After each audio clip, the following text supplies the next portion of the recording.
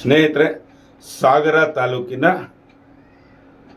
ರಾಜ್ಯದ ಪ್ರಸಿದ್ಧ ಧಾರ್ಮಿಕ ಕ್ಷೇತ್ರವಾದ ಶ್ರೀ ಸಿಗಂದೂರು ಚೌಡೇಶ್ವರಿ ದೇವಾಲಯದ ದರ್ಶನಕ್ಕಾಗಿ ಪದ್ಮನಾಭನಗರ ವಿಧಾನಸಭಾ ಕ್ಷೇತ್ರದ ಕಾಂಗ್ರೆಸ್ ಮುಖಂಡರಾದ ಎಲ್ ಶ್ರೀನಿವಾಸ್ ಮತ್ತು ಅವರ ಕುಟುಂಬದವರು ಸುಮಾರು 150ಕ್ಕೂ ಹೆಚ್ಚು ಕಾಂಗ್ರೆಸ್ ಮುಖಂಡರುಗಳು ಮತ್ತು ಕಾರ್ಯಕರ್ತರನ್ನು ಆ ಕ್ಷೇತ್ರಕ್ಕೆ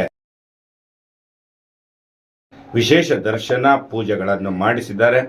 ಅವರ ಕುಟುಂಬಕ್ಕೆ ತಾಯಿ ಚೌಡೇಶ್ವರಿ ಸಕಲವನ್ನು ನೀಡಿ ಅವರನ್ನು ಕಾಪಾಡಿ ರಾಜಕೀಯದಲ್ಲಿ ಮುಂದಿನ ದಿನಗಳಲ್ಲಿ ಇನ್ನೂ ಉತ್ತಮವಾದ ಸ್ಥಾನಕ್ಕೆ ಕರೆದುಕೊಂಡೋಗಲಿ ಅಂತ.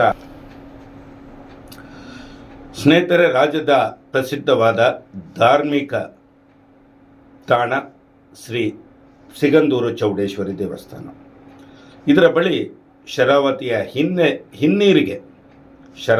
ಹಿನ್ನೀರಿಗೆ ನಿರ್ಮಿಸುತ್ತಿರುವ ಒಂದು ಬೃಹತ್ ಸೇತುವೆ ಇದು 2019ರಲ್ಲಿ ಆಗಿನ ಮುಖ್ಯಮಂತ್ರಿಗಳಾಗಿದ್ದ ಮಾನ್ಯ ಯಡಿಯೂರಪ್ಪನವರು ಮತ್ತು ಅವರ ಮಗ ಸಂಸದರಾದ ರಾಘವೇಂದ್ರ ಅವರು ಚಾಲನೆಯನ್ನು ಕೊಟ್ಟರು. ಇದು ಸುಮಾರು 465 ಕೋಟಿ ರೂಪಾಯಿಗಳ ವೆಚ್ಚದಲ್ಲಿ, ಅಂದಾಜು ವೆಚ್ಚದಲ್ಲಾಗಿತ್ತು. ಅದು ವೆಚ್ಚದಲ್ಲಿ ಹೆಚ್ಚು ಕಡಿಮೆ ಆಗಿರಬಹುದು. ಅದು 2023ಕ್ಕೆ ಮುಗಿಬೇಕಾಗಿತ್ತು. ಆದರೆ ಕರೋನಾ ಸಂದರ್ಭದಲ್ಲಿ ಕೆಲಸಗಾರರ ಮತ್ತು ಬೇರೆ ಬೇರೆ ಕಾರಣಗಳಿಂದ ಅದು ಮುಂದೋಯಿತು. ಈಗ ಕಾಮಗಾರಿ ತುಂಬ ವೇಗವಾಗಿ ನಡೀತಾ ಇದೆ. ಈ ಒಂದು ಮುಂದಿನ ಮಾರ್ಚ್ ಒಳಗೆ ಆ ಸೇತುವೆ ನಿರ್ಮಾಣ ಆಗಬಹುದು ಮತ್ತು ಸಿಗಂದೂರು ಕ್ಷೇತ್ರ ಮತ್ತು ಕೊಲ್ಲೂರಿಗೆ ಓಡಾಡುವ ವಾಹನಗಳು ಮತ್ತು ಜನರಿಗೆ ಬಹಳಷ್ಟು ಅನುಕೂಲವಾಗ್ತದೆ ಈ ಸೇತುವೆಯಿಂದ. ಈ ಸೇತುವೆ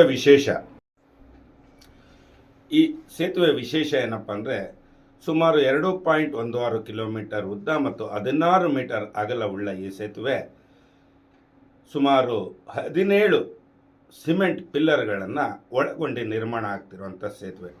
ಇದರಲ್ಲಿ ಮತ್ತೊಂದು ವಿಶೇಷ ಇದೆ. ಇದು ಕೇಬಲ್ ಆಧಾರಿತವಾದ ಭಾರತದ 7ನೇ ಸೇತುವೆ ಮತ್ತು ನಮ್ಮ ದೇಶದ ಅತಿ ಉದ್ದವಾದ 2ನೇ ಸೇತುವೆ ಇದಾಗಲಿದೆ. ಶರಾವತಿಯ ಹಿನ್ನೀರಿಗೆ ನಿರ್ಮಿಸುತ್ತಿರುವ ಒಂದು ಬೃಹತ್ ಸೇತುವೆ.